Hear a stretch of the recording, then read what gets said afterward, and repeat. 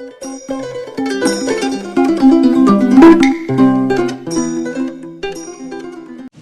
်တော်စုလွှတ်တော်နာယကနဲ့လွှတ်တော်ကိုယ်စားလှယ်များခင်ဗျာကျွန်တော်တို့နိုင်ငံဟာ2020ပြည့်နှစ်ပါတီစုံဒီမိုကရေစီအထွေထွေရွေးကောက်ပွဲမှာဖြစ်ပေါ်ခဲ့တဲ့မဲပထမမှုတွေနဲ့အဲ့ဒီမဲပထမမှုဖြစ်စဉ်ကိုဥပဒေနဲ့ညီမဖြစ်ရှင်းခဲ့နိုင်ကြရကြောင်းနိုင်ငံတော်မှာအရေးပေါ်အခြေအနေကြီးညာခဲ့ရတဲ့ကာလတစ်ခုကိုဖျက်ဆီးခဲ့ကြရပါတယ်အဲ့ဒီကာလတွင်ပြည်တွင်းပြည်ပသွေးထိုးလှုံ့ဆော်မှုတွေကြောင့်စုပူကြမ်းဖက်မှုများနဲ့လက်နက်ကိုင်ပြည်ပခါတွေပေါ်ပေါက်ခဲ့ပြီးနိုင်ငံရေးတည်ငြိမ်ရေးနဲ့ဖွံ့ဖြိုးတိုးတက်ရေးကိုများစွာထိခိုက်စေခဲ့တာအလုံးအပြည့်ပဲဖြစ်ပါတယ်။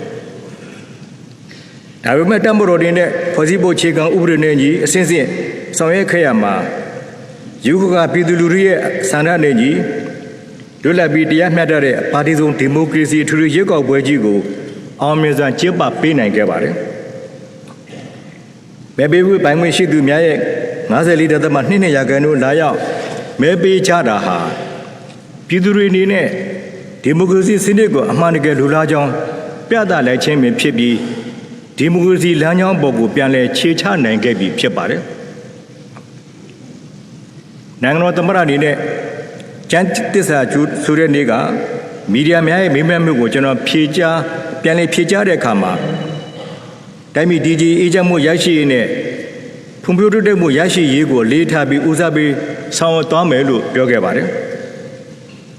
ကျွန်တော်တို့ဆိုအနေနဲ့စတင်တရားဝင်ယူခြင်းကစပြီးတိုင်းပြည်ဒီကြီးအေဂျင့်မှုရရှိရေးနဲ့နိုင်ငံတော်ဖွံ့ဖြိုးတိုးတက်မှုရရှိရေးဆိုတဲ့ဦးစားပေးရည်မှန်းချက်နှစ်ရပ်ကို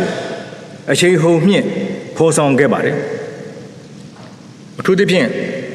ဒီမိုကရေစီနဲ့ဖက်ဒရယ်စနစ်ကိုအခြေခံတဲ့ပြည်တော်စုကြီးတည်ဆောက်နိုင်ဖို့နဲ့တိုင်းပြည်တည်ငြိမ်အေးချမ်းမှုရရှိစေဖို့တဲ့ရင်းချမ်းရရှိရန်မှာမဖြစ်မနေလိုအပ်ပါတယ်။တိုင်းပြည်တည်ငြိမ်အေးချမ်းမှုရှိမှသာလျှင်ပြည်သူတွေရဲ့လူမှုစီးပွားဘဝနဲ့နိုင်ငံစီးပွားရေးကိုဖွံ့ဖြိုးတိုးတက်အောင်ဆောင်ရွက်နိုင်မှာဖြစ်ပါတယ်။ရင်းချမ်းနဲ့ပတ်သက်လို့နိုင်ငံရေးရသဘောထားကွဲလွဲမှုများကြောင့်လက်နက်ကလမ်းစဉ်ကိုရောက်ရှိနေသူတွေကိုဥပဒေဘောင်တွေပြန်လည်ဝင်ရောက်လာဖို့နဲ့ညဉ့်ညစွာတွဲဆုံဆွေးနွေးနိုင်ဖို့တဲ့ဒီရက်ပေါင်း100အတွင်းမှာအရှိန်ဟုန်နဲ့ဆောင်ရွက်ခဲ့ပြီးငြိမ်းချမ်းရေးတကားကိုလည်းထာဝရဖွင့်လှစ်ပြီးဖိတ်ခေါ်ခဲ့ပါတယ်။တနိုင်ငံလုံးပြစ်ခတ်တိုက်ခိုက်မှုရစဲသဘောတူစာချုပ် NCA ရဲ့အပိုက်25အရပြည်ထောင်စုငြိမ်းချမ်းရေးညီလာခံမှာဆွေးနွေးသဘောတူချုပ်ဆိုခဲ့တဲ့ပြည်ထောင်စုသဘောတူစာချုပ် Union Accord အစိပ်ပိုင်း1 2နဲ့3တို့ကို NCA အပိုက်20စလုံးနဲ့အညီဆွေးနွေးတည်ပြုချက်ရယူဆောင်နိုင်ဖို့ပြည်ထောင်စုလွှတ်တော်ကိုတင်သွင်းထားပြီးလည်းဖြစ်ပါတယ်။